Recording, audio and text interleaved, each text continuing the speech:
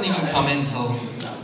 I don't think we have even really established who, unfortunately. We were gonna have like. That's the joke to She hangs out. The CMC clubhouse was like. Is her house, right? And they go like, "This is a neat clubhouse," and it's like that's her sound shack that she lives in. The CMC don't get it. They think it's fun. Right. Like that sure is cool. They And have a fort. It's like, yeah, thanks.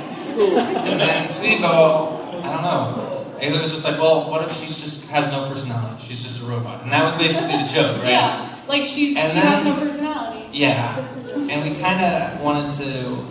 We embedded seeds of her future character because there was that other, then the next episode 5, really flushed her out to this real character, whereas before she was just like, so she's just a robot. That's just the joke. But we did have a line when I forget the line exactly. But it's in episode 4, and she says something like love is a beautiful thing, or something like that.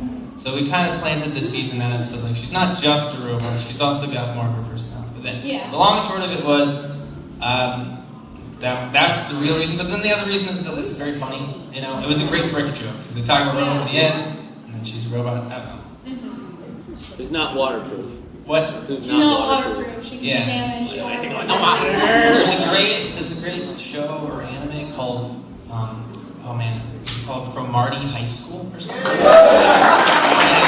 I swear I didn't know about the show when we did that, but I watched it afterwards, and they have a great premise where one of the classmates is a full-blown tin can robot. It looks like a trash can robot. And everyone in the class notices it, but no one wants to break it to him that he's a robot, because he doesn't know yet. And that's a great I think that's just like a funny twist, as a robot that no one... Yeah, the line was like looking forward to growing up and starting a family, falling in love. Yes, there you go. She thinks she's got this bright future ahead of her. She has no idea. Anyway, next question. Yeah, there's something back here. Yes.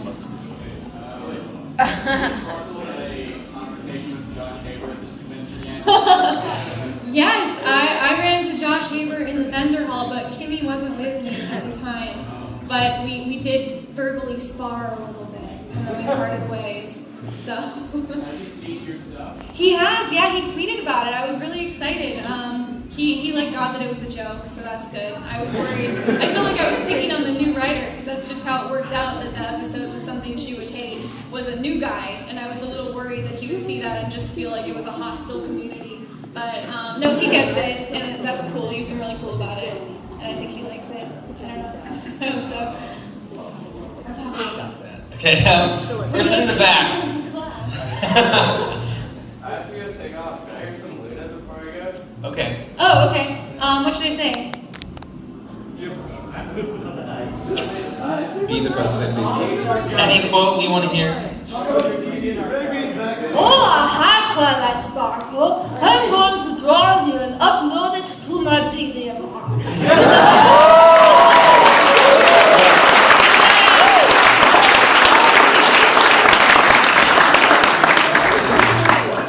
What was the inspiration for Kimmy Sparkle? I mean, was it just something to do on the quick because or something? Or? It was actually exactly that. Griffin had already decided on doing the Silver Spoon Escapes from Camp Energy, and it was just like, do you want to put something on the channel? And I had this idea, just like, oh, well, what if it's a parody of Brony reviewers? Because it's kind of my guilty pleasure. I watch a lot of Brony reviewers. They're good to have on while you're doing something because you can just listen. So I thought it would be funny to do a parody, and I think originally it was going to be like a male Brony reviewer, but then Griffin was doing stuff. So I kind of re-envisioned it as this nerd girl complex, Alicorn OC type thing. So yeah, it was just an idea because it's fast to edit and easy because I'm not very good at editing. And I can write it in a day and get it out, which is fun. And I think she's going to be on hiatus now that we're working on Horsewomen, but I'll probably bring her back sometime. Yeah, There'll be some downtime. Yeah, I mean it takes 2 days to make it. So. Yes. Yeah. Is it your obligations and the fact that you've been working on Horsewomen that there haven't been any recent episodes in a while? Of the Kimmy Sparkle? No, of Friendship is Witchcraft. Oh, Horsewomen we count as Witchcraft. So that's that's our next episode. But if you're saying what's the big gap, it's basically that we weren't working on anything for a while. Yeah. And Griffin recently moved and got a new job. Yeah. And, sort of. I live in Los Angeles. Yeah. It's fun. I work as a background actor. You See him on Brooklyn Nine-Nine. AKA an extra. I go to watch shows. I stood next to Clint Eastwood. He asked me where the strawberries were. I was like, he's intimidating, Clint. Yeah, but I'm on some shows. I posted on Tumblr. I was on the show Brooklyn Nine-Nine. You can see me very clearly. He's dressed as a baby. I'm in a lot of royal baby. And a problem with being an extra too is like you'll film something and then the episode will air maybe a year later, maybe 6 months later. So it's terrible. I'm always in these things and I tell people, hey, I was just in that movie Taken 3. First people are like, they're making a Taken 3. And it's like, oh, that movie comes out in 2015. It's like, great. I maybe was in that movie Divergent that just came I think I saw it. That movie was funny. Really funny. Not intentionally. Anyway, so that's what I do now. So I moved to LA and I've been so busy with that. But then me and Jenny were like, we gotta write something. And we were like, we want to do something original for, we want to try to do something original, pitch it to like Cartoon Network, Adult Swim, all that stuff. Be like young writers in LA, the things they're supposed to do. But then we were also like, oh, we still want to make more French Witchcraft. So yeah, we were in like a limbo for a while. But now we're like, yes, let's make more. Like it's happening. I'm doing it. And Sherclop is now on Patreon.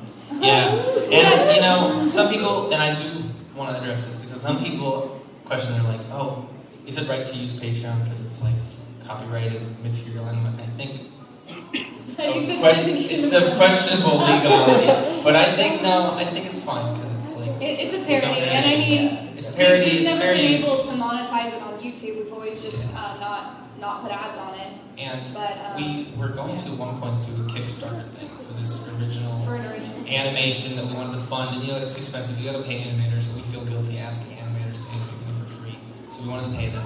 We were going to use Kickstarter. Kickstarter is like a bureaucratic nightmare. I don't know what's up with that website, but Patreon is so simple. So we went with that. Yeah. Anyway. So I mean, basically, what we're trying to say is like everything we're making, we're not like paying rent or whatever. I guess that would be nice. But we're basically saving everything we make from like ad revenue on the songs and the Patreon to put it into an account to make future projects, hopefully. We were for a brief time monetizing those Kimmy and those Silver Spoon videos too. Now our savings account now is like whatever. Yeah. It's like $1,000 or something, and we're trying to get to like 10,000, and then we will do a full-fledged, a really like high-budget animation. That's our goal. Like a real thing. That's our pipe dream. We'll see. And other people, we should say that now too. Other people were like, does the Patreon go toward Kimmy, Sparkle, and Silver Spoon? And it doesn't. It's just episodes, just like full-fledged videos. So, rest assured, we're not just going to put out quick videos. I just wanted to ask, how much fun was it coming up with the "It'll Be Okay" song? A lot of fun. Yeah, super fun. If it was anywhere near as fun as it was for you to make it was for us to listen to it. Thank you. Yeah. Well, that was a lot of fun, indeed. That was actually an interesting story because I kind of like, when we were starting to write music for French Witchcraft, we sort of found this nice tone. We got syncopated eighths. That's what it's called in the world of music. And we got pizzicato strings, and you'll hear Pinky's Brew and Gypsy Bard has that certain sound to it. It's like fun and bouncy. And then Twilight Sparkle was going to have her song, and we felt that it's got to have it's got to be different than like another one of those. It's got to be like a rock and roll thing, and that was a lot of fun to write. And unfortunately, I was having a really bad writer's block at that point when we were writing that episode. I was going through a bunch of different ideas, and then I was finally I'm just gonna look through my old project files from when I was back in high school, and I was like, oh, there's this song I wrote junior year, and it was like the chorus was something like, I gave you my heart and then you turned around. I was like, we can rework that. We can have it go backwards. We can have did I get it right? You did it forward. Okay. They get it. It was the other way. It was like, you gave me your heart and I turned around. There you go. It was a song about feeling guilty. Anyway, then we flipped it. And we had a lot of fun. Wonderful. Okay. So I've had this idea in my mind for a long time. It's like a common suggestion. Do you mind if I pitch it to you? Yeah, but you have to come up and say it into the microphone. Okay.